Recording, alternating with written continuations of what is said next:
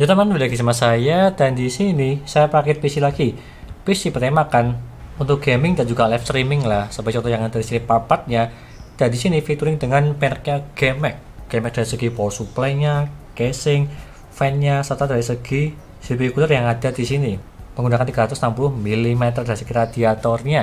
Dan di sini part-partnya semua serta temanya yaitu berwarna hitam dan juga RGB dari segi rakitan yang ada di sini. Di harga 13 jutaan, apakah ini worth it atau tidak?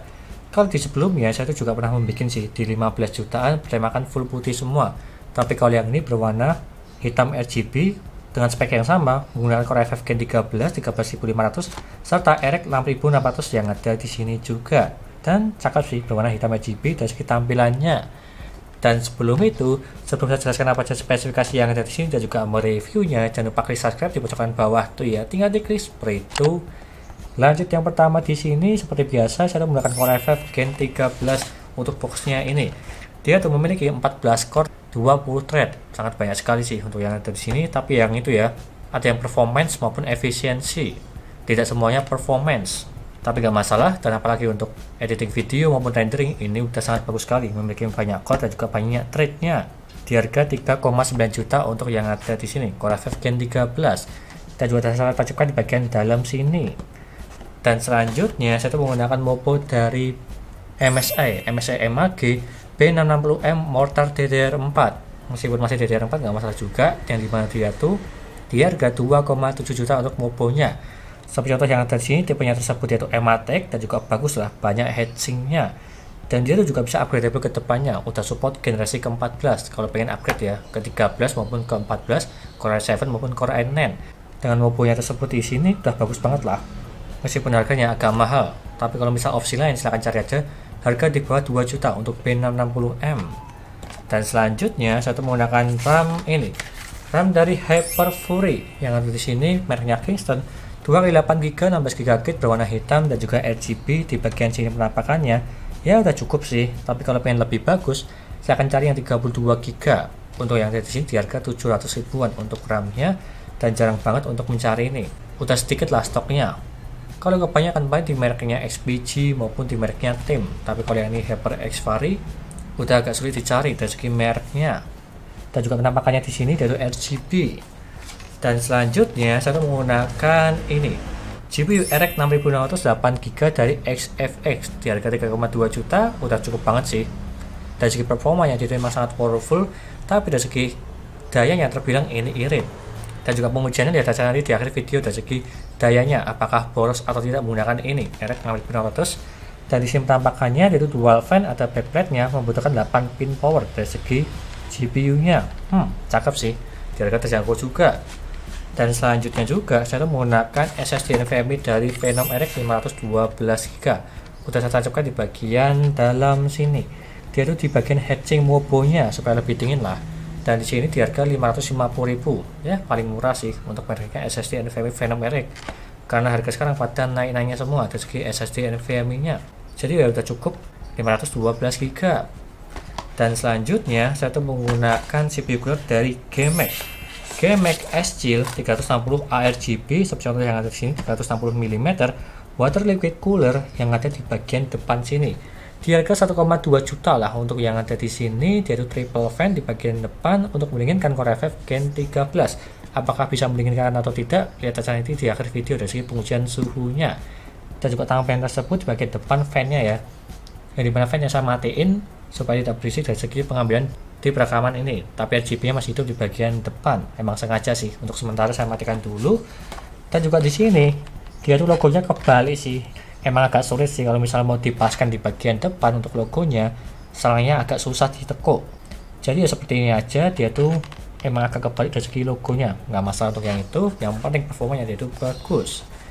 Dan selanjutnya saya tuh menggunakan power supply dari GameMax GX 750 80 plus Gold yang ada di sini di harga 1 juta kalau nggak salah, kurang lebih 1 juta lah untuk yang harga di sini. 750 watt udah lebih dari cukup, dan juga dia tuh full modular ya untuk mengangkat Core i5 Gen 13 dan juga RX 6600. Tidak sampai di 300 watt sih, tapi masih aman banget dan juga upgradable ke depannya. Meskipun garansinya cuma di 3 tahun, kurang sih untuk yang ada di sini. Kalau bisa sih minimal di 5 tahun lah untuk garansi power supply, apalagi ini serinya gold. Dan juga penampakannya di sini nggak kelihatan karena tertutup dengan casing di bagian dalam sini. Dan selanjutnya saya tuh menggunakan ini casing dari GMAX juga, GMAX Strom Black. Di harga terjangkau cuma 360.000, dia itu tipenya MATX dan dia itu cakep sih. Tipenya MATX tersebut itu ada 5 slot PC di bagian sini, jadi emang agak lebar dan juga agak tinggi. Di bagian depan support 360 mm untuk radiator ya, jadi cakep sih. Jadi fiturnya bagus. Di bagian atas support 2 fan ya seperti ini, dan di bagian depan ada meshnya. Di harga terjangkau ini juga pilihan bagus, dan juga review lebih lengkapnya ada di video sebelumnya untuk yang ini GMAX Strom. Dan yang terakhir saya menambahkan fan, ada 3 fan dari GMAX juga AF12X yang ada di sini di harga satuannya 35.000. Kalau misal dikali 3 di 105.000 untuk yang ada di sini penampakannya. Dia itu ada 3, di bagian atas 2, di bagian belakang 1. Dari segi fan yang ada di sini dan juga berwarna RGB supaya lebih menghiasi, bertemakan hitam RGB dari segi casingnya. Kurang lebihnya seperti itu. Dan apakah ini worth it atau tidak di harga 13 jutaan menggunakan Core i5 Gen 13 dan juga RX 6600 serta tampilan berwarna hitam RGB menggunakan part dari GMAX juga untuk yang ada di sini. Itu aja dari saya, gak usah berlama-lama. Lanjut ke tes reviewnya, yuk.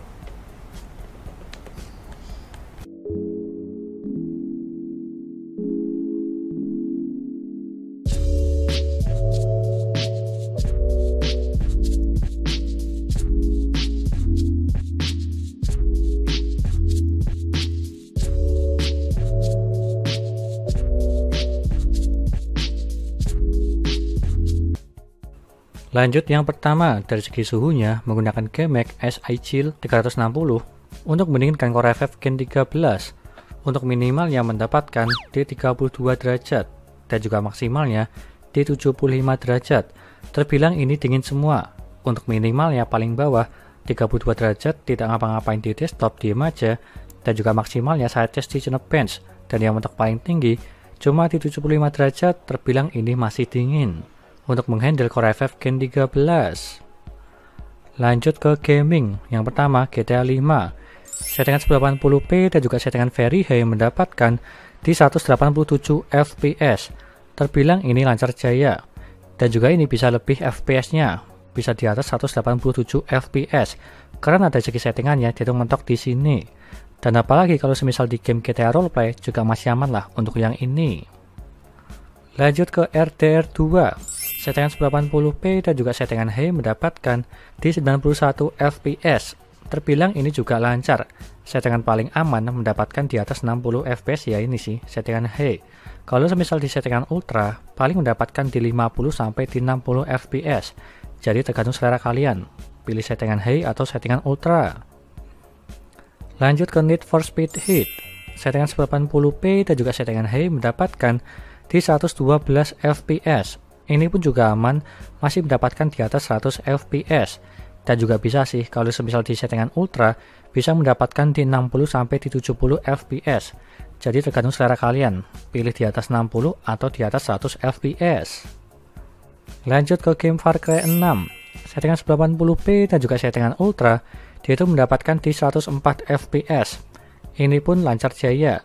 Settingan rata kanan mendapatkan di atas 100 fps di gamenya Far Cry 6. Lanjut ke Shadow of the Tomb Raider.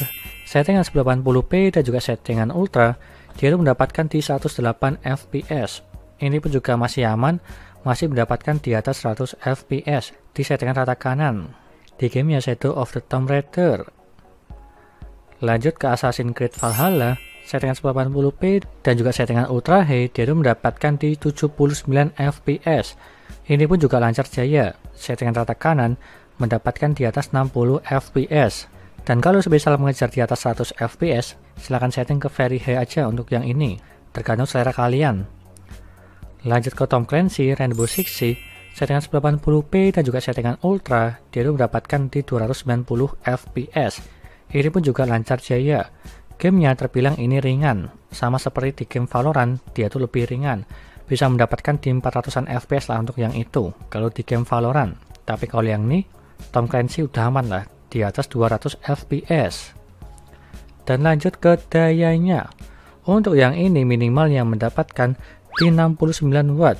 Dalam posisi tidak ngapa-ngapain di desktop, diam aja, dia paling bawah di 69 watt, terbilang agak boros karena mendapatkan di atas 50 watt untuk batas minimalnya. Jadi ya masih wajar sih, karena dia itu banyak RGB yang ada di sini. Dan juga maksimal yang mendapatkan di 250 watt. Untuk yang ini saya tes di gaming ya, dan yang paling tinggi di 250 watt, terbilang ini cukup standar. Tidak boros, tidak irit juga. Jadi ya wajar sih, tapi terbilang ini masih aman banget. Menggunakan RX 6600 yang dimana hemat daya juga. Dan apalagi power supply-nya menggunakan 750 watt, udah lebih dari cukup. Dan juga bisa upgradable ke depannya untuk yang ini. Kurang lebihnya seperti itu, dan lanjut ke kesimpulannya. Dan apakah ini bagus atau tidak dari segi penampilannya berwarna hitam dan juga RGB, serta harganya di 13 jutaan atau hampir di 14 juta, terbilang ini cukup bagus. Dan juga bisa upgradable ke depannya menggunakan part-part yang ada di sini. Dari segi mobonya, CPU cooler, power supply maupun yang lainnya juga. Terbilang ini udah cukup bagus. Dengan tampilan berwarna hitam RGB seperti contoh yang ada di sini. Yang dimana suhunya dingin dan juga bisa libas gaming di settingan high maupun di settingan ultra. Dan apalagi untuk live streaming udah lebih dari cukup menggunakan spek ini. Kurang lebihnya seperti itu, dan semua listnya ada di sini. Dan juga semua linknya ada di deskripsi. Silahkan beli aja jika lo berminat untuk part-part yang ada di sini semua. Menggunakan Core i5 Gen 13 dan juga RX 6600 serta collab menggunakan part-part dari GameX juga yang ada di sini. Kurang lebihnya seperti itu. Sekian dari saya, jangan lupa like dan subscribe, dan nantikan video lainnya mengenai review part-part PC dan juga rakit PC Intel maupun AMD gaming maupun editing.